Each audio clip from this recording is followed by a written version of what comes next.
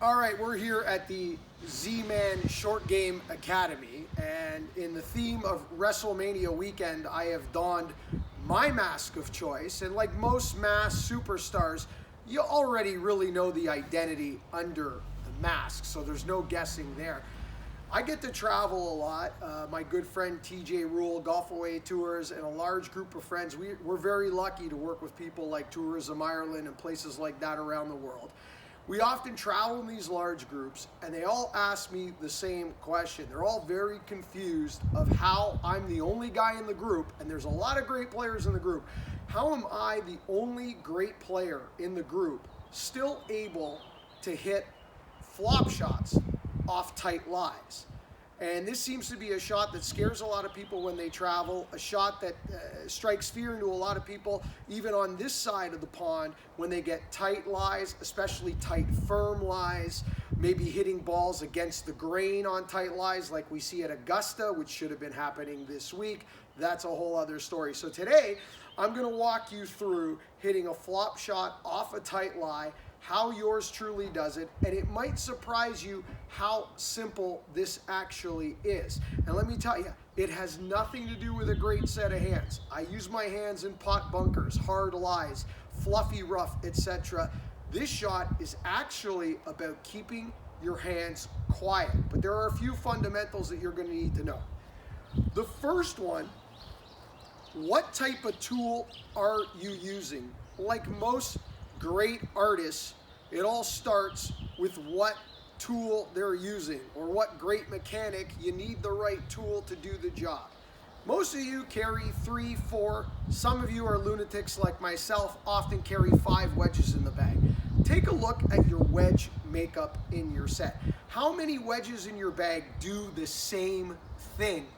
It's a nightmare. I look in amateurs' bags all the time. I look at guys I play with all the time.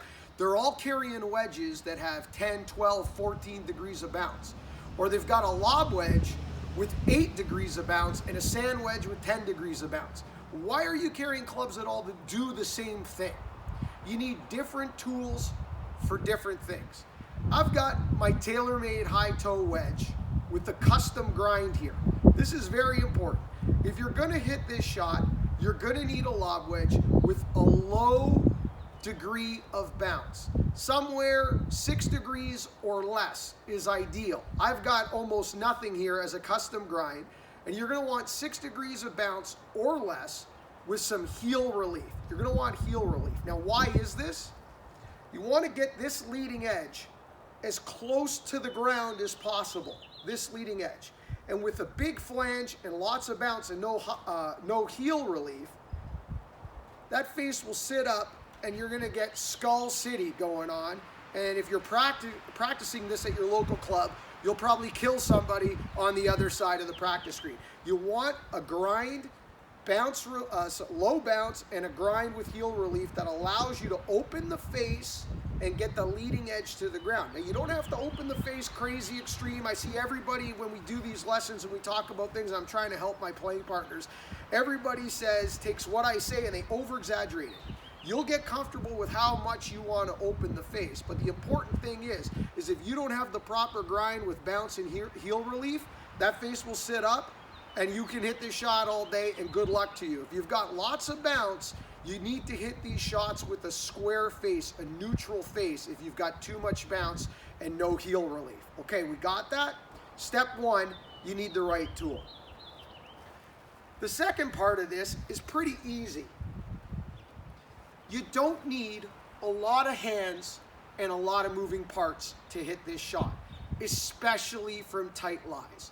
The more moving parts, the more angles you create, the more up and down, you increase the likelihood of you not getting the contact you need. And when you don't get perfect contact off a tight lie, that's when you look like a fool. That's when you get the chunk. That's when you get the skull. That's when you get the shank. Yes, I said all those words together. Yes, they are contagious, so you better listen to the rest of this lesson or you're probably gonna look like a fool. What you want is a very strong base, and what you want to remember is this is a shot like anything else. You don't want to collapse the knees. You don't want to throw the club and toss the club and change that center of gravity. a strong athletic base, and it's a turn like everything else in the golf swing. You want to turn back and turn through. Okay, that was point 2. Point 3, this is a much easier shot from an open position. And when I say open position, I'm talking hips, chest, shoulders, all in alignment, open to close. Why is this easier? Because that's the club path. That's the club path that you want to create here. You want the club to feel like it's going slightly outside on the way back and slightly, for lack of a better term, over the top or outside in path on this. And the reason I want you to start with an open stance from this is I don't want you to create this path with your arms and your wrists and all those extra angles that we just talked about. That's going to cause disaster. Can I hit this shot from a closed position? Sure, I've hit this shot a million times. I can manipulate the club any way I want. That's not the point. The point is, what is the setup that gives you the greatest chance of success from the beginning? And that is to start from an open position. So we've got an athletic position, open stance, the ball is forward, I have opened up my club face slightly, and now this is the key. Unlike most golf shots in the world, we don't want forward shaft lean. Forward shaft lean is going to kill you. Also, having shaft lean in the opposite direction, pointing towards your back hip, is also going to kill you.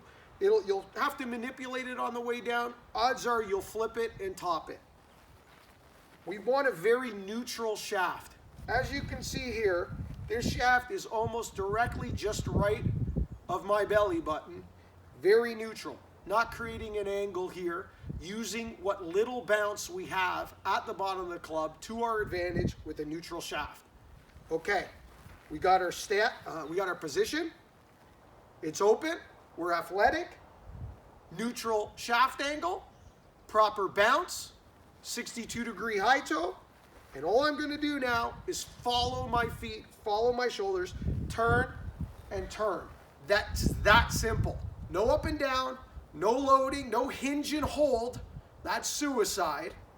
Just turn and turn. The sensation is this club is stuck in your sternum. It is turn and turn. You want it to go higher and further? Turn with more speed. You want it to go shorter and softer? Turn with less speed. Let's try one.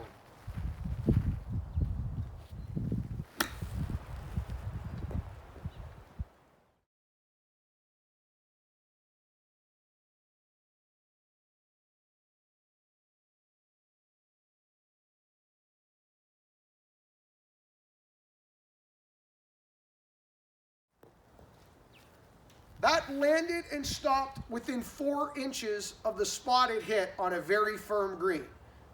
Okay, that's that simple. Next week, I'm going to tell you a shot that I've always struggled with. It's a bit of the opposite, to be honest with you. It's more of a basic pitch shot. And someone who loves the lob shot like I do often struggles with a basic pitch shot. Until about 1.5 years ago, I got a great lesson on a basic pitch that can be used from 50 yards in, really, from almost any lie, from my good friends Dennis and Carl Paulson. They pulled Dave Hempstead and I aside at the Can-Am Cup and gave us maybe one of the greatest short game lessons I've ever had in my life on a basic pitch. I'll tell it to you next week. Stay safe. Don't forget to wear your masks.